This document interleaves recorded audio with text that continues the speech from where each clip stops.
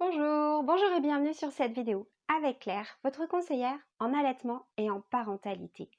Il fait assez chaud dehors en ce moment et peut-être vous avez entendu dire qu'il fallait donner ou pas à boire à votre bébé allaité.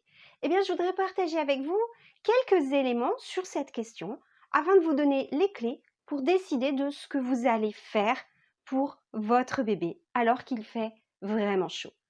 Un bébé qui est allaité alors qu'il fait chaud comme aujourd'hui, eh bien, pour s'hydrater, va avoir besoin de téter souvent, de téter même très souvent.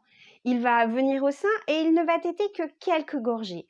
Pourquoi? Eh bien, parce que votre lait maternel, le premier lait qui va sortir pour les premières gorgées, est très hydratant et va lui permettre d'absorber un maximum d'eau.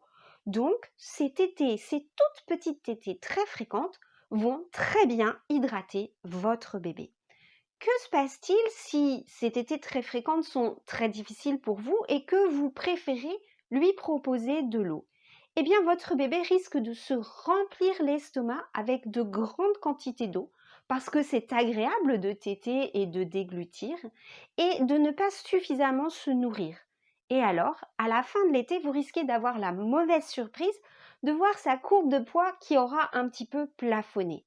Il vous aura moins stimulé, il aura obtenu moins de lait, il aura moins grossi, vous aurez une lactation qui va avoir baissé un petit peu et là, ça peut rapidement être la catastrophe pour votre lactation. C'est pour éviter cela et parce que le lait maternel est ce qu'il y a de plus efficace pour hydrater un bébé que vous allez et que vous avez certainement déjà entendu, eh bien qu'il ne fallait pas donner d'eau à boire à un bébé allaité. Mais réellement, quand il fait aussi chaud, votre bébé peut être très demandeur. Il peut être dans une demande incessante de téter juste quelques gorgées, de s'arrêter puis de recommencer. Et ça peut être difficile à vivre pour vous, maman. D'autant que votre bébé n'a pas tout à fait les mêmes capacités que vous pour réguler sa température et se rafraîchir. Donc, quand il vient tout contre vous, eh bien, il va profiter de votre fraîcheur, en tout cas de votre capacité à mieux réguler votre température. Même si, bien sûr, vous le gardez à l'ombre, vous fréquentez des endroits plutôt frais et vous lui donnez des bains régulièrement pour le rafraîchir. Ça peut ne pas être suffisant et il peut vouloir profiter de votre capacité à vous à lui servir de clim. Donc je disais, si avec la chaleur qu'il fait, votre bébé est vraiment très demandeur et que vous n'en pouvez plus, eh bien oui, vous pouvez vous soulager quand même. Veillez à ce qu'il ait régulièrement dans la journée des tétées qui soient efficaces, qui soient nourrissantes et qui soient longues. D'autant que s'il espace trop ses tétées en journée, quand est-ce qu'il va penser à se rattraper? La nuit, quand il fait plus frais.